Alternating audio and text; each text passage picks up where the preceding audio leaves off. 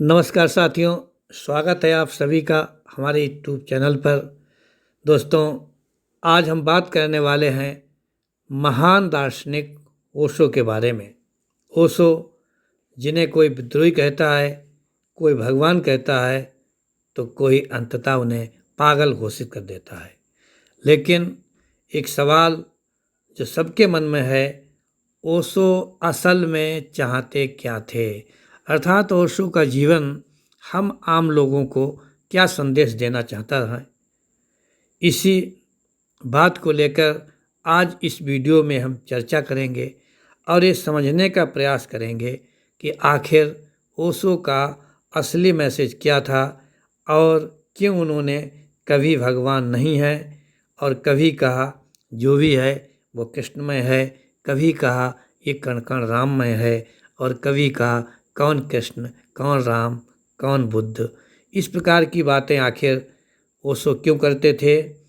ये वीडियो आपकी सोच को हिला देगा और आपको बताएगा कि आखिर में ओशो क्या थे। तो बने रहिए हमारे साथ और जानिए अनसुलझे हुए रहस्यों को जो ओशो के मृत्यु के बाद और भी गहरे होते चले गए। तो सबसे पहले हम बात करते हैं ओशो कौन थे। ओशो का जन्म 1931 में मध्य प्रदेश में हुआ था। बचपन से ही इनमें सवाल करने की आदत थी। उनसे अगर कहा जाता ये भगवान है तो वो पूछते साबित करो। अगर कहा जाता ये पाप है तो पूछते ये पाप क्यों है। यानी जो भी कभी अंधविश्वास में नहीं बंधे। बड़े हुए तो दर्शन शास्त्र पढ़ाया, लेकिन बाद में प्रोफेसर की नौकरी छोड़ दी। उनका कहना था मैं पढ़ाऊंगा नहीं, मैं लोगों को जगाऊंगा। उनका मकसद था इंसान को अपनी असली चेतना का एहसास कराना। एक युग परिवर्तक व्यक्ति कभी भी किसी भी नौकरी में बंध नहीं सकता। इस बात को साबित करने के लिए आप ओशो को समझ सकते हैं। ओशो का असली संदेश क्या था, ये प्रश्न आज भी है। प्रयास किया गया है क्योंकि ओशो कह रहे थे इंसान सो रहा है, सोता और सोता ही रहता है। अर्थात वो जो भी करता है सोते हुए खाता है, सोते हुए चलता है, सोते हुए प्यार करता है। उसके सारे काम ऑटोमेटिक पायलट पर चलते हैं और उनका काम था ऐसे सोए हुए लोगों को जगाना। उन्होंने कहा था, जब उनसे किसी ने एक बार पूछा कि आखिर ध्यान क्या है और आप ध्यान क्यों नहीं करते, तो ओशो ने ये तो कभी नहीं बताया कि वो ध्यान करते या नहीं करते या वो ध्यान किस प्रकार का ध्यान करते हैं।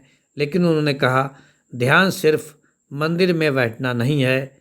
ध्यान का मतलब है हर पल होश में रहना। अगर आप खाना खा रहे हैं तो सिर्फ खाना, अगर आप चल रहे हैं तो सिर्फ चलना, यही ध्यान है। ओशो चाहते थे कि लोग अंधभक्ति न करें बल्कि खुद अनुभव करें। उनका डायलॉग था मुझे मत मानो, खुद को जानो।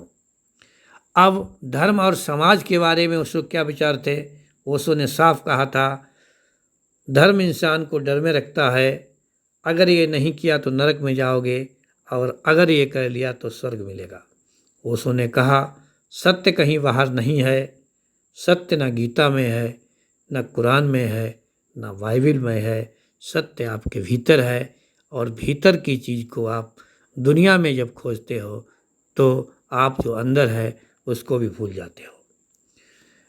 ओशो से जब कहा गया था कि आपकी संस्था है, आप एक संस्थागत धर्म प्रचारक हैं, तो उन्होंने कहा था मैं धार्मिक संस्था न बनाना चाहता हूँ, न कोई मैं धार्मिक व्यक्ति हूँ। यही वजह था कि पूरी दुनिया की राजनीति उनसे डरती थी और ऐसा कोई देश नहीं जिसने ओशो पर प्रतिबंध न लगाया हो। वो कहते थे कि हमें भगवान की ज़रूरत नहीं है, हमें ज़रूरत है इंसान को जगाने की। चौथा एक सबसे बड़ा उन पर आरोप था विरोधाभास का। ओशो जब भी बात करते थे तो शाम का उनका प्रवचन किसी दूसरे बिंदु पे होता था, तो सुबह का उनका प्रवचन उसी बिंदु को खंडित करता था। इनके अंदर ये विरोधाभास क्यों है? यदि उनके सामने कोई व्यक्ति ये कह दे कि कोई भगवान नहीं है तो वह उस व्यक्ति को नास्तिक साबित कर देते थे, जबकि सारी नास्तिकता की बातें वो स्वयं करते थे। शाम को वो कहते थे, कृष्ण की बांसुरी सुनो, गीता को समझो, इसमें जीवन का रहस्य है। तब लोग चौंक जाते थे कि ये व्यक्ति अभी घोर नास्तिकता की बात करता था, अब ये कृष्ण और गीता, बांसुरी, इन सब की बातें कैसे करता है। इसीलिए लोग कहते थे ये आदमी क्या पागल है। ओशो ने खुद कहा, हाँ मैं विरोधाभासी हूँ, कभी मैं आपको नास्तिक बनाता हूँ ताकि आप पुराने भ्रम तोड़ें, कभी आस्तिक बनाता हूँ ताकि आप रस का अनुभव करें, और जब आप दोनों तरफ से देख लोगे तभी तुम सच्चाई से परे हो सकोगे, सच्चाई को पा सकोगे। उनका तरीका जैन मास्टर्स जैसा था, जो आपको डिस्टर्ब करते थे, आपको झकझोरते थे ताकि आप सोचें नहीं, आप जागें। उनका कहना था, अगर मैं हमेशा कहूँ कि भगवान है तो आप भक्त बन जाओगे, अगर हमेशा कहूँ भगवान नहीं है तो आप नास्तिक बन जाओगे, लेकिन मेरा मकसद है कि आप किसी खांचे में ना बंधो, आप फ्री हो जाओ। यदि आप आस्तिक बने फिर जीवन खो दोगे, यदि आप नास्तिक बने फिर भी आप जीवन से हाथ धो बैठोगे, इसलिए आप फ्री रहेंगे तो आप इंसान बनने लायक हो पाएंगे। कृष्ण और ध्यान पर जो ओशो के विचार थे, जब ओशो कृष्ण की बात करते थे तो वो कहते थे कृष्ण अद्वितीय हैं, क्योंकि कृष्ण युद्ध में भी नाच सकते हैं। गीता में कहते हैं कर्म करो मगर फल की चिंता मत करो, यानी काम करो लेकिन उससे कोई लगाव न रखो।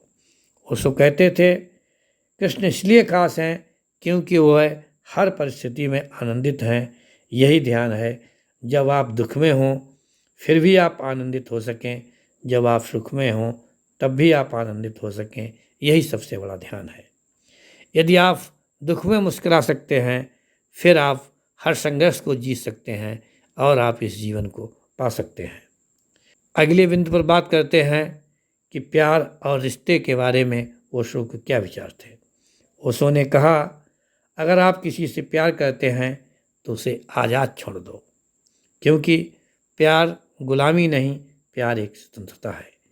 उनका मानना था रिश्तों में समस्या इसलिए होती है क्योंकि लोग एक दूसरे को कंट्रोल करना चाहते हैं, लेकिन असली प्रेम वही है जिसमें स्थायित्व ना हो, जिसमें स्वामी और दास की भावना ना हो, जिसमें सिर्फ सखा भाव हो, हम आपके मित्र, आप मेरे मित्र। उन्होंने कहा, तुम्हारा प्यार फूल की तरह होना चाहिए। फूल खुशबू देता है जब कोई उसे सूंघे या छुए, लेकिन वो खुशबू ही देता रहेगा चाहे कोई उसके साथ कोई भी व्यवहार करे। मसलने पर भी फूल अपनी खुशबू नहीं छोड़ता। इसी प्रकार से प्यार न कभी पकड़ा जा सकता है न कभी छोड़ा जा सकता है। अब हम बात करते हैं स्वतंत्रता के बारे में ओशो के क्या विचार थे। ओशो कहते थे सबसे बड़ा धर्म स्वतंत्रता है, और स्वतंत्रता बाहर से नहीं आती। स्वतंत्रता तब आती है जब आप खुद को स्वीकार करते हैं। उन्होंने कहा, आप खुद को जितना दबाते हो उतने गुलाम हो। जब आप कहते हो कि मैं जैसा हूँ वैसा ठीक हूँ, वहीं से आज़ादी शुरू होती है। फिर ओशो के बारे में या ओशो और अन्य दार्शनिकों में क्या अंतर थे। सुकरात ने कहा था खुद को जानो, बुद्ध ने कहा मध्यम मार्ग अपनाओ, जबकि बहुत से नास्तिकवादी विचारकों ने कहा था भगवान मर चुका है। लेकिन इन सबको मिलाकर ओशो ने कहा था खुद को जानो, ध्यान में जियो और स्वतंत्र रहो। यानी पूर्व की गहराई और पश्चिम का लॉजिक को जोड़कर जो नई राह बनाई, उस राह पर चलने वाले महान दार्शनिक ओशो थे। अब हम बात करते हैं कि आखिर ओशो आज क्यों प्रासंगिक हैं, आखिर ओशो की ज़रूरत आज क्यों है।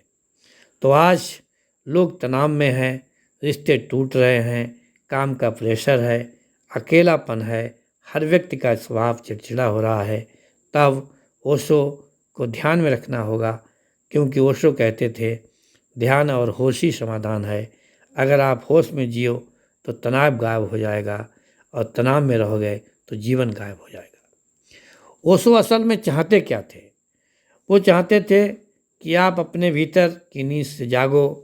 वो ये नहीं चाहते थे कि आप उनके फॉलोअर बने, अर्थात आप उनको माने, बल्कि वो चाहते थे कि आप अपनी ज़िंदगी के स्वयं मालिक बने, स्वयं मास्टर बने।